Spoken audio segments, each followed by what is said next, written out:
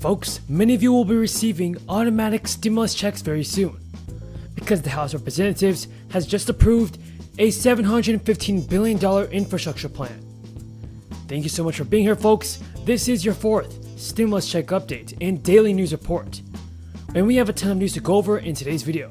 So welcome back, folks, and hope all of you guys having a great day. I don't know what the size of the reconciliation bill will be. First of all, Brett, there was never a doubt in my mind that President Biden didn't support the bipartisan infrastructure, we'll call it traditional infrastructure, roads, bridges, water, and all the different things that we have done. This is the greatest, largest bill that we've ever done in infrastructure in the history of the United States. Now changes are coming for those who collect unemployment throughout the United States.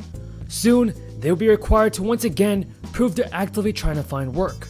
It is a change that many business owners hope will bring relief to a huge problem that they're facing, and that is a massive hiring shortage.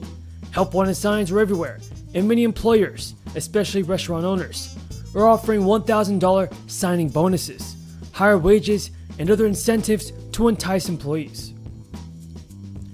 It's a course reversal from just months ago, when the crisis forced several business owners to close. There were layoffs and furloughs, in some cases, rehires followed by more layoffs.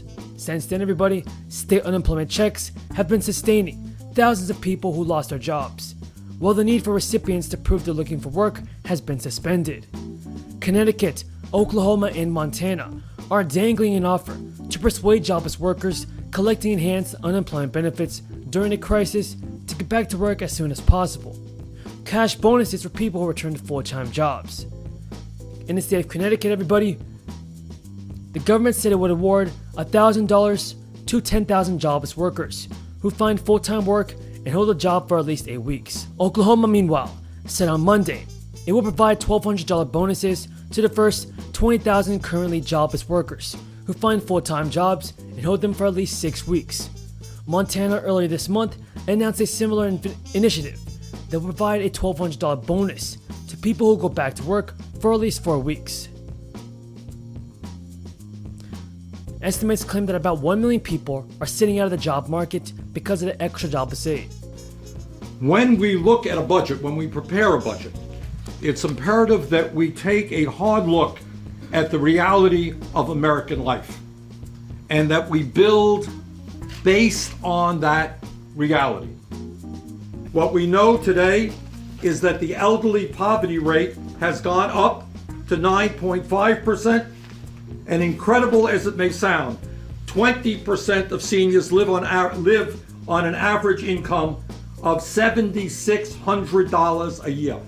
Most likely low-wage workers who are receiving more from unemployment than they did on their old job. What are your thoughts, everybody, on the federal unemployment benefits, everybody? Should it be ended or should it be continued? Tell me your thoughts on this in the comments below.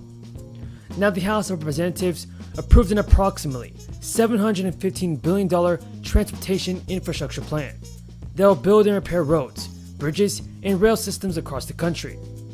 The bill forms the House of Representatives framework for President Biden's infrastructure plan, while the proposal is likely to change during negotiations with the Senate as it progresses toward Biden's desk. The bill includes $920 million specifically targeted to projects throughout California. The most expensive California project is at $25 million and will be pre-construction work on a transportation hub in San Diego. Major projects in Los Angeles include a Metro transit line and improvements to existing transit. Now, from July 15th, however, the IRS will begin automatically distributing payments worth up to $300 per child to tens of millions of families across the United States. The payments are part of the Reformed Child Tax Credit, which is included in the recent American Rescue Plan stimulus package. The White House anticipates that the new child tax credit could halve the number of children in poverty over the next 12 months. Now, folks, although the monthly payments are the default method, parents do have the choice in how they receive the money. Typically, the IRS will send 6 monthly payments to eligible families, with the remaining 6 months worth of cash coming as a lump sum tax credit at the end of the year. In the past, the child tax credit was doled out as a single end-of-year tax credit, which some families used to reduce their outstanding tax balance or use it as an insurance in case they were hit with a larger than expected tax bill. If you're used to relying on child tax credits, folks, when you come to filing your taxes, it may make sense to opt out of the monthly payments. Choosing to receive your child tax credit entitlement at the end of the year also prevents you from having to pay back the monthly payments if your personal situation alters during 2021. Folks, that is all the news in this video. If you guys found this video useful and helpful, feel free to subscribe to my channel and give this video a like. I truly appreciate everybody, your amazing support. Until next time, folks, have a great day and stay safe. And if your support affords the must check, then let's get this video to 1,000 likes. You may have heard that the President and I are determined to be the most pro-union administration in our nation's history. Proudly.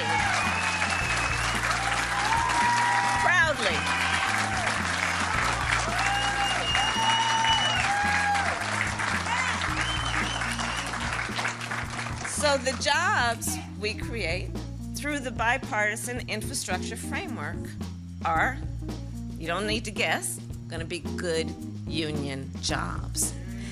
Because, and you all know why. It's just a reality.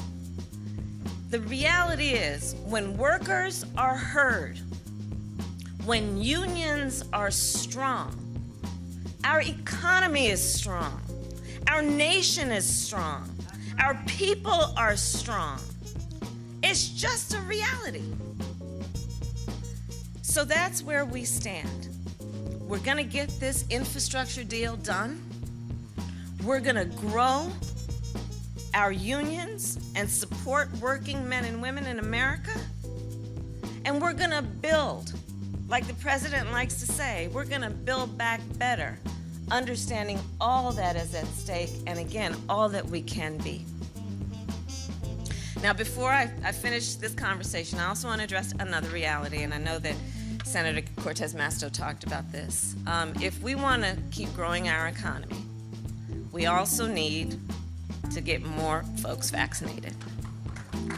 We got to get more folks vaccinated. Okay? And you know, I talked to Governor Sisolak, and frankly, we got to do better in Nevada, guys. We got to do better in Nevada. Over the past week, Nevada led the nation in new COVID-19 cases and hospital admissions. They jumped in this state, and the governor's been working hard, but he needs the help. We need the help, and so part of why I'm here is to ask the men and women of labor, the carpenters, to do what you know how to do to help us build the infrastructure around getting folks to get vaccinated.